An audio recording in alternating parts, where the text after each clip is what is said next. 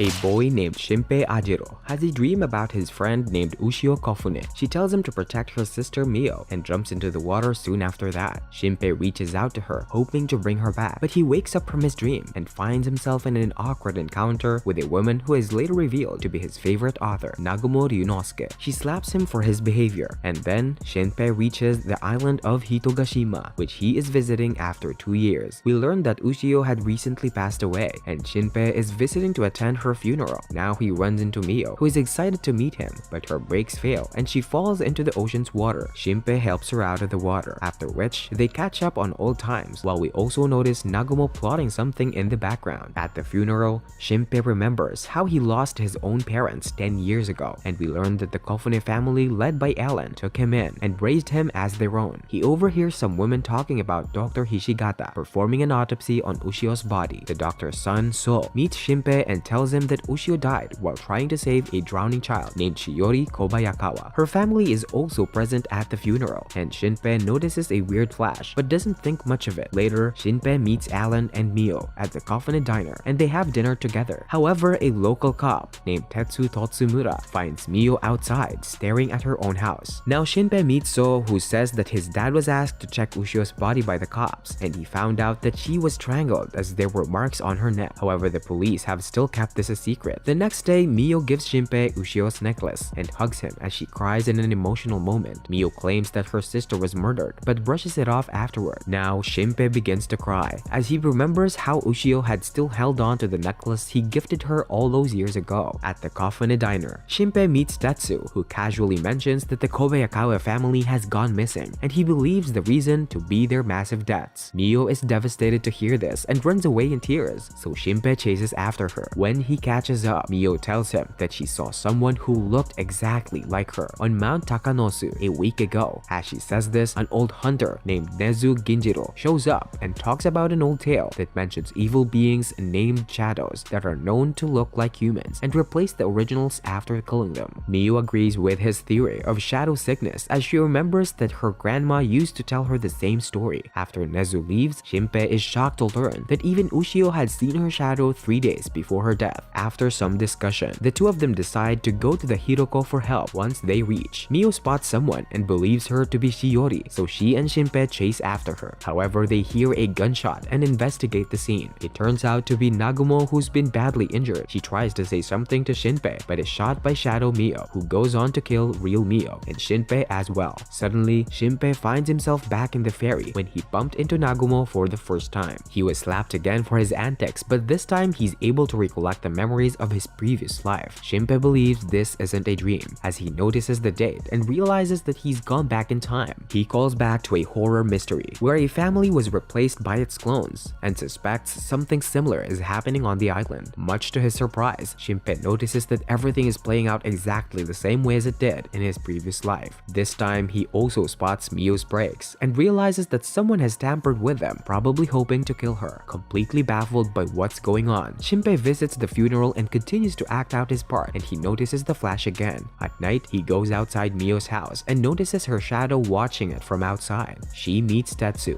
just like last time, and now we learn that she had killed him as she proceeds to do the same right now. She uses her powers to create his clone, and that's when Shinpei realizes that the flash is what triggers the creation of a shadow. Shadow Mio and Shadow Tetsu begin discussing their plan to kill Mio, and Shinpei listens on their conversation. However, his phone begins to ring, and it alerts the clones immediately. They find him, and then Shadow Mio kills him with her knife. Shinpei has transported back to a previous checkpoint again, but this time he finds himself at the port and not in the ferry. He finds Mio, who is losing control of her bike, and decides to save her this time, but he gets pushed into the water and is about to drown. Luckily, Mio saves him, and they resume their journey to the funeral. Now we see Nagumo, who is recording herself while hanging upside down. At night, Shinpei calls Tetsu and gives him a false complaint about a fight happening somewhere else so that Tetsu doesn't run into Shadow Mio. Now Shinpei prepares himself for the task at hand and records whatever he can. During this, he also notices that one of his eyes has changed its color. After an awkward encounter with Mio, he figures that she's the original and goes on to show her the Shadow's picture he took the night before. This shocks Mio, and they discuss the Shadow sickness again. Mio says that even Shiori had seen her shadow, so she wants to help her, but Shinpei says he'll go alone as he wants to keep her safe. He visits the Kobayakawa house but finds it shut after after which he runs into a fellow resident named Chiyomi. She takes him inside the house, but they don't find anyone there. However, Shinpei notices the shadow marks on the floor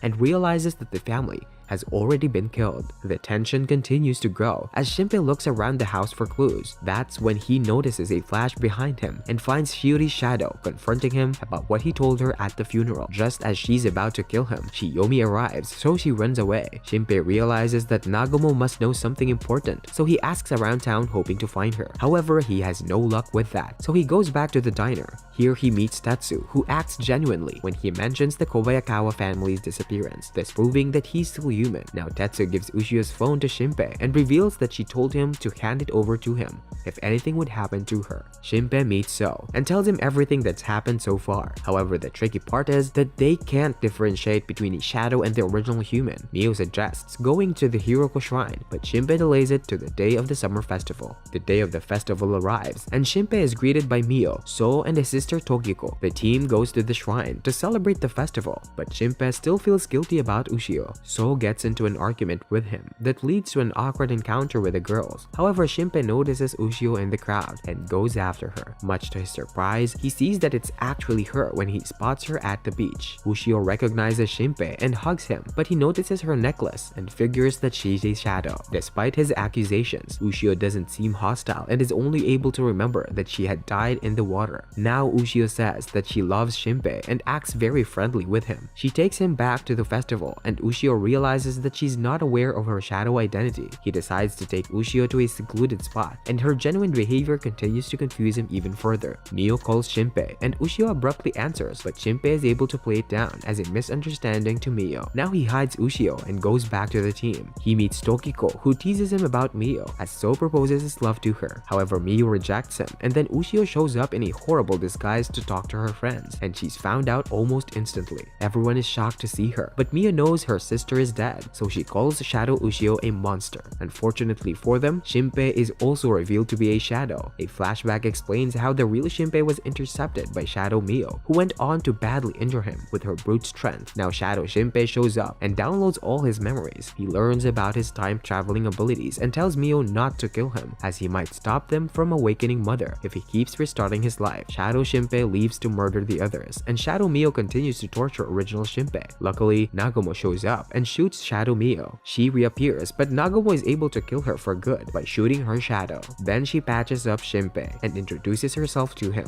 She hides him from another shadow who actually turns out to be Ushio, running in her fake disguise. That's when she reveals that the clones have flat shadows that they don't want others to step on. We also learn that shadows like to feed on human data, and Nagumo has been killing a lot of them recently, but they keep showing up to fulfill their common goal, which is to awaken Mother. Shinpei rushes to save his friends, but he is devastated to see that everyone in the festival has been killed by a giant shadow. Shinpei watches as Mio is about to be killed by Shadow So, but Nagumo saves her. However, the giant shadow shoots Nagumo right after that and constricts Shinpei. It declares that he has Mother's eye after examining him. Meanwhile, Ushio continues to maintain that she's a human as she struggles against Shadow Shinpei, but he points out that she is also one of them. In a painful moment, Mio is killed in front of Shinpei, and the giant shadow absorbs everything in its path. It uses this energy to summon Mother, who starts to consume everyone in front of her. Nagumo seems to recognize Mother as a girl named Haine, but all hope seems lost. Luckily, Shinpei remembers his powers and begs Nagumo to shoot him. The giant shadow tries to stop him, but Ushio punches it away, thus allowing Shinpei to be killed so that he can start over. As he is being transported, he's told by Ushio that his powers are limited. Shinpei wakes up again, but this time, he's at the point where he's already saved Mio from falling. He realizes what Ushio was talking about, and then we see Shadow Ushio Hao by the shore. Nagumo reaches the island and goes to the funeral where she meets Karikiri, the island's priest, who calls her Hizuru, her previous identity. We learn that Nagumo was a regular customer at the Kofune diner 14 years ago. Now Alan tells her about Shinpei, so she leaves a code behind and goes away. However, Alan catches up to her and reveals how Ushio really died. Nagumo notices a similarity with Haine's death, which also happened 14 years ago. Now she checks the corpse and reveals the strangle marks, after which she meets Asako Masako Isakone, whom she immediately identifies as a shadow. Now we learn that Nagumo is working with Nezu as she reveals to him what she learned at the funeral. They realize that Shadow Shiori was the one who killed Ushio in the water, and that drowning was just an act to lure her. Meanwhile, Shinpei plays the part in front of everyone and notices that Shiori's entire family has been turned into shadows. Then he asks everyone if they've seen Nagumo, and Alan gives him the code she left behind. Shinpei translates it easily and comes in contact with Nezu, who takes him seriously only after confirming that he isn't a shadow. In the middle of this, Nagumo kills Shadow Alan, who had tried to kill real Alan in the washroom. Then Shinpei and Nagumo finally meet, and she confirms that he is a time traveler. And that's the end of part 1. Like, share, and subscribe if you want to see part 2 soon. Also hit the bell icon for regular notifications. See you later!